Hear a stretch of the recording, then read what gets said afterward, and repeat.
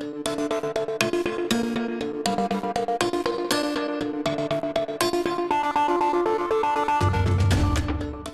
on Nation to Nation, it's National Chief Cindy Woodhouse Nepinak's one-year anniversary. She reflects on how she could have been a better leader. Look, I think you can always have more communication, more open dialogue. I know that that's sometimes difficult to do when you're working with different levels of government. British Columbia Regional Chief Terry Teegee says the AFN executive should never forget who they work for. We take directions from the chief. We're a resolution-driven society, and I think it's really important to respect the rules.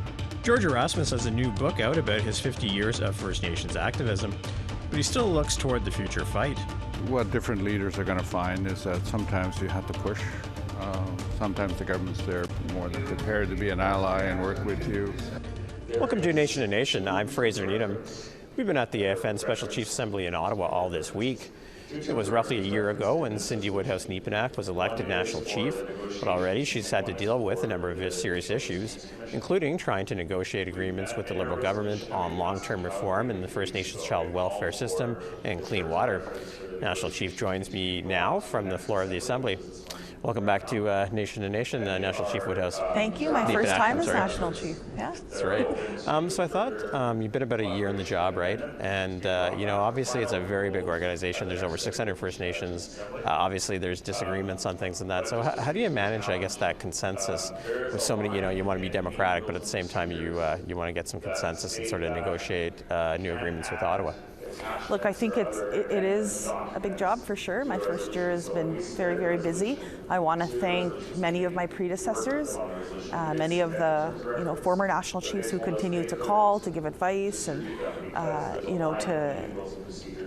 to former chiefs and chiefs that call day to day, and leaders, frontline workers, First Nations people in general. That message, that's so important, because I think they tell us what's going on the ground, and certainly I think always looking back at the resolutions throughout the years is important to figure out the issues where they're at, and to make sure that we listen to the diversity. It's not always easy.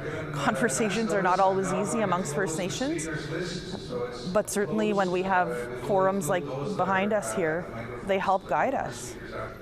Right. Now, there have been some conflicts in your first year. Some of them have spilled over into the media and things like that, and there's been some heated debates. You've had about a year to kind of reflect, or maybe you're still reflecting, but what would you have maybe done differently, I guess, as National Chief, if you had to sort of go back and do it again, that year again? Absolutely. Look, I think you can always have more communication, more open dialogue. I know that that's sometimes difficult to do when you're working with different levels of government, working with different First Nations communities. You want to, and I think for any leader, communications is so important, and I think that it's always a difficulty for anybody, but certainly there's so much work to do, and I think making sure that we're there, that we're there for First Nations people. You're never going to get it right. You will get criticized. It's not an easy chair to sit on. But I'm so thankful that I have the support of my lovely parents. I'm sure my grandparents up above are watching over, and my community. Like, I talk to, people back home all the time, and I think making sure that my children ground me. And I'm glad for that, because I think without that, what kind of leader could I be? And I think if we do what's right for the next generation and we think of our kids, we can't go wrong. If we're doing what we think is best, in the best interest of our children, we can't, we're not stepping out of line. Right. Now, I know respectfulness it's always been a big part of the assemblies, and I think that just prior to you being elected there at that last year's convention, there was a code of conduct brought in. But things got pretty heated in Calgary from what we saw, and you heard the National Youth Co-Chair even mention that he was quite tearful at how individuals were treating each other so how do you plan to address that, I guess, and how do you think the respectfulness has been like at this assembly? Well, look, certainly we made sure that the youth voices were heard, because they were disrespected by an individual. They were yelled at. And I feel for the youth, and I don't think any grown-up should be doing that to young people. And we need to learn to have respect, and we need to make sure that we're respectful with each other. And if we have to have those very publicly in these debates and discussions as leaders, then we should. And so I'm glad that we made space for the youth to address their issue right away. I felt for them in Calgary. And look, these are the issues that they're going to inherit long after I'm gone. The young people are the ones that are going to be dealing with plastics around the world, or water, or all these other issues. So we have to do what's best for the next generation. And so, look, there's always going to be slip-ups. There's always going to be accidents with people. But I think if you hurt people, then apologize. And I call on the individual to apologize to the youth. Now, they've been, to us anyway, very vague, beyond economic reconciliation, which is a broad thing, but they really have been very vague on respecting treaties, on things like UNDRIP. They have fought against that. Have you got any sense from the Conservative leader that they would be willing to go further on what they've said publicly yet? I haven't seen anything in writing. We will be sending out, of course, prior to the next election. Well, hopefully it's not, we're working on a document as we speak to make sure that we get a First Nations priorities document out there. And I think that if all these political parties focus on that, they'll be able to work with our people. Our people are very open and willing to work with people, but they're also not being willing, wanting to be trampled on. And I think that First Nations just want respect and give all First Nations people respect, and they. Now, just as a last question, I know that there's been a bit of a heady relationship, I guess, with the First Nations Child and Family Caring Society, and there was a resolution passed last night wanting the AFN to apologize to the organization, and to many people that means Cindy Blackstock, the other Cindy. Have you had any talks yet, or do you plan to apologize directly to Cindy Blackstock, or where's that at? I think there was an issue between legal and probably other people in the country when it comes to that issue. I think it was maybe comments made. I mean, I know that, of course, the Caring Society, they represent First Nations child welfare agencies, and the Assembly of First Nations, of course, represent First Nations. And I know that sometimes there's that split there on how to certainly, speak up for First Nations. For sure, as National Chief, I've always spoken up for First Nations because I grew up there on a First Nation community. And I think that it's important that I speak up for First Nations always. And maybe that's looked at as a bit forceful, but I can't stop being who I am, because this is who I am. And I was raised in a First Nation, and I know that we have to find our way through this. We have to, of course, continue to work on our, massaging through the details of how to move forward. Certainly there's one thing for sure, as you could hear behind us, child welfare is broken in this country. It is broken, and there's more and more kids going into care every single month and every single day, and we have to fix that. And this was not done to us as First Nations, this was done to us. Okay, well, I guess we'll have to end it there. Always lots to talk about. We could talk about many different things, but Merry Christmas. Yeah, Merry I just want to say Christmas to all your viewers, Merry Christmas, Happy New Year, Chimigwech, thank you so much, and my honor and love to everybody and every family. Yes, and thanks again for joining us, and congratulations on your first year in office. Thank you. Thank you. Thank you. Up next, we'll talk to AFN British Columbia Regional Chief Terry Teegee about problems with the National Chief's approach to key issues with Ottawa and consultation.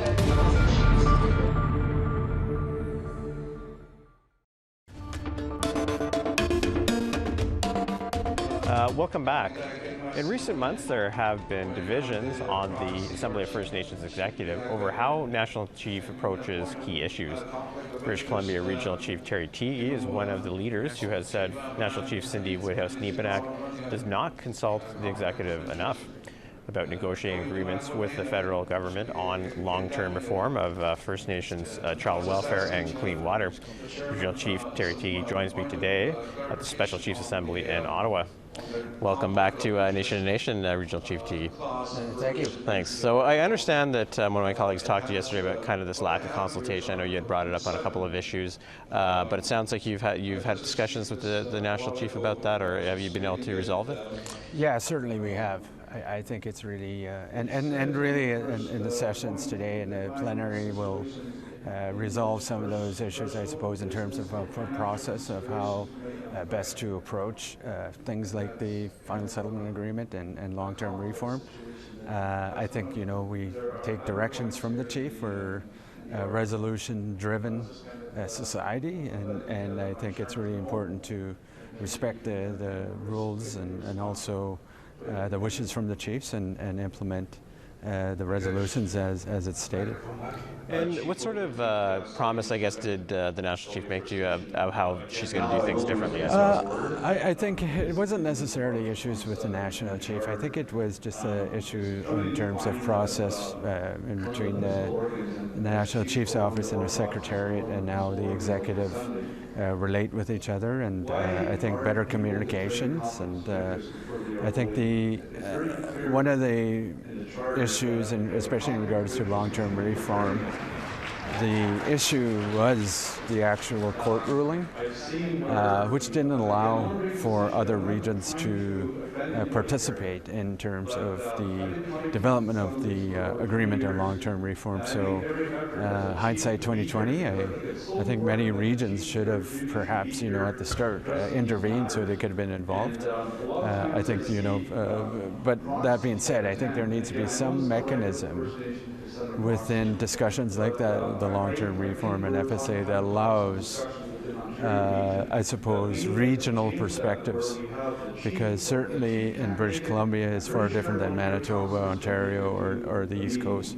Our priorities might be different, but are also, our situations are different back in our communities, in our regions. So I think it's really important to have that regional perspective in things like, especially agreements that are wide-ranging, that is supposed to cover off the whole nation. Because there's different arrangements too, with whether you have treaties, minor treaties, different arrangements. I think that's why it's really necessary to have not only good communications, but also participation, allow participation in all regions. I mean, what do you think maybe the way that Ottawa is, or the Liberal government is approaching some of these negotiations? It seems like they're kind of picking, they're kind of starting that process off by picking to only deal with certain groups. As you know, you were in Calgary. The minister was in Calgary, but didn't show up. There was nobody there to answer questions for the chief. Like, what do you think about the way they've been approaching these agreements recently? Well, I think on their side of the table, I suppose they're stuck with the actual ruling, and those that are involved in the ruling, such as Ontario, Chiefs of Ontario, NAN, AFN, the Child Family Caring Society. Ended up being basically the quasi negotiations team for the whole country, and it didn't allow for regions like mine, British Columbia, to have a perspective in terms of the final settlement agreement. So that's where it kind of, I think, to the federal government, perhaps, in the negotiations there should have been an allowance for other regions to be involved somehow. Otherwise, the only way to be involved, I suppose, would be to intervene in these cases, which is, the case on the next negotiations is Jordan's Principle. Negotiations and Jordan's Principle, and we certainly learned from long-term reform and also the other negotiations that we need to be involved. So we intervened from British Columbia. Okay, and what about it seems like the First Nations Child and Family Caring Society hasn't been part of these negotiations, or they've been left out. Some people are upset about that. What's your thoughts on that? Well, I think it was by choice on their part. I think they wanted be more transparent and accountable, to allow actual chiefs to know what is going on in negotiations. And I think it was their point of view. But it's a real difficult place to be, I suppose, in those negotiations that are very confidential. Perhaps, if you look at an agreement, you need to sign an NDA, a non-disclosure agreement. But I think somehow, I agree with the Child Family Caring Society that there needs to be transparency and accountability, and also the sharing of information within negotiations, because ultimately the provisions in the agreement are going to affect our region. So we should know what's going on. Right, so of course I have to ask you about the sort of call for national inquiry into systemic racism in the police forces across the country and sort of the treatment of First Nations and all the recent deaths that we've seen. I know this has been called for a while. I guess the one thing is, though, if there is a national inquiry and the government agrees to that, how do you make sure the recommendations come forward? Because as you know, when missing murdered Indigenous women and girls, of course, they haven't acted on most of the calls to justice. So how do you ensure that whole part, that it actually means something? Well, I think, and certainly we know inquiries have happened. There's been an inquiry in terms of Chantel Moore's death. There's been an inquiry in Thunder Bay.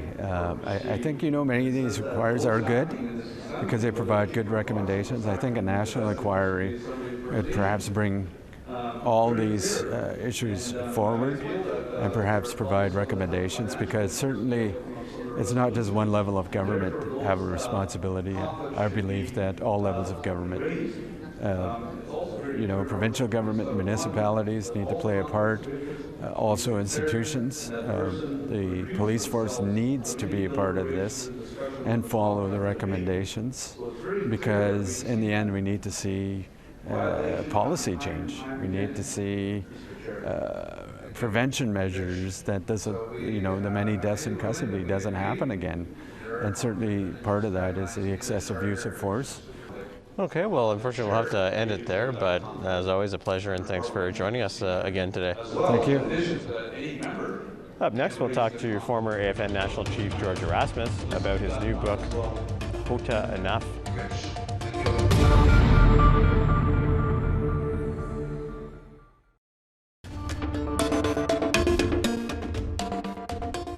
Welcome back. George Erasmus is a well-respected leader. He's a former National Chief of the Assembly of First Nations and past president of the Aboriginal Healing Foundation. He's received numerous accolades over the past 50 years, including receiving the Order of Canada. Erasmus has a new book out called Hota Enough, and it's about a long history of fighting for Indigenous rights. Joins me today at the AFN Special Chiefs Assembly in Ottawa. So welcome to Nation to Nation, Mr. Erasmus. Thank you. So let's start about this book. I understand it's a very hot commodity and you're sold out, so we caught you at the right time. Yeah, it's interesting. I guess we should have brought a lot more books. I don't know, I think we may have sold about 120, 125, and I suppose we could have sold a lot more. Here we are mid-morning and the second day, and they're all gone. Right, sounds like the right place. But what made you decide, I guess, at this point in your life to sort of write a book about your life story? Well, it was something that I had been asked to do numerous times by particularly Wayne Spear, who had worked with me at the Healing Foundation. He was our communications director. And then there were many other people that, also said, it'd be important for young people, Indigenous people, Canadians in general, and so forth, to be able to read the history that's happened over the past 50 years, because it just so happened that my career took me in different places at the right time, right? And so I, in the end, thought about it, and I agreed, so here we are. So I guess there's been many issues you've been involved in over the years, obviously 5 decades. I can think of so many, Royal Commission on Aboriginal Peoples, sort of the Berger Inquiry. There's lots, Oka Crisis, too many to mention. But is there one that sticks out in your mind that really was really significant to you, that sort of made an impact on you or on First Nations people? Well, there were a lot of important things that happened over that period of time. One, I think that we can't underestimate is actually changing the British North America Act to become the Canadian Constitution and adding Section 35 in there, plus the Equality Clause and so forth. And I think that the efforts to put that, recognition of Aboriginal and treaty rights in there was very important, and it's going to become more important in the future. The Royal Commission report, obviously, was extremely important. Lobbying Canada so that there was actually a process where we could, negotiate modern treaties, go back into the older treaties, and try to get a collective understanding of what the treaties mean and so forth. The Healing Foundation extremely, extremely important to heal Indigenous people from the residential schools. So there are numerous things, I guess, that I think are highlights and are important. They're all covered in the book. Now, I guess they probably talked about it here. It's been a long issue. Should First Nations leadership sort of be sometimes more conciliatory toward Ottawa or sometimes more adversarial? I'm sure it's something that's come up over the years for you. What's your thoughts on that? Is a mixture of the two better, or is it depend on the time, or what do you think? Well, what different leaders are going to find is that sometimes you have to push. Sometimes the government's there more than prepared to be an ally and work with you. But in my career over the 50 years, there were times when when I was national chief here, we were having demonstrations across the country regularly. We even came out with a book at the time, Drumbeat, Anger and Renewal in Indian country, and it was about all the different kinds of situations across the country, including Oka, where we had issues. And so sometimes you find a willing partner, sometimes you don't. And so it all depends what actually works. Sometimes it's protesting. Now, as you know, there's a whole new generation of younger Indigenous leaders. I don't know how much you have time to follow the latest developments, but what's your thoughts on this kind of next generation that's coming up, or do you have any thoughts on what they're doing or maybe where they should go? Well, my thoughts is there's always going to be lots of work. There's an enormous amount of things that needs to be done out there that young people can put their shoulder to at the community level, whether it's building infrastructure or getting an education system that works or getting all the kind of housing that people need, or there are places in the country like here we're standing on unceded land. There are many places in Canada where we still need to sit down and basically resolve the relationship that the Crown should have with the First Nations. So there's tons of work to be done everywhere. Young people, I would encourage to get involved. And of course, we're on the verge of an election here, and if you read the polling numbers, it doesn't look the greatest for the Liberals now. And we may indeed have a government in place that perhaps might be the most hostile toward Indigenous people and rights that we have ever seen. We don't know that. But how should the First Nations leadership, like the AFN, maybe position itself now that appears to be kind of the way that what's going to be happening in the next year or so? Well, the reality is I think you always need to work with the political parties. It doesn't matter who's in there. You should always be keeping doors open with the other political parties because you never know when you need allies to get something through the House or what have you. So it's nothing new to actually go from one political party to another and to have change. So I suspect that there will be change if Poilievre gets in, but I don't suspect necessarily that it's going to be the end of the world by any means. Okay, well, unfortunately for time purposes, we're going to have to end it there, but I just wanted to say it's a real honor to have you on our show, and I speak for all our staff here. And it sounds like the book's going very well, but good luck with selling it, and thanks for joining us. No problem. That concludes this week's episode of Nation to Nation. If you missed any part of tonight's show, you can check out our podcast at aptnnews.ca/podcast. I'm Fraser Needham. Good night.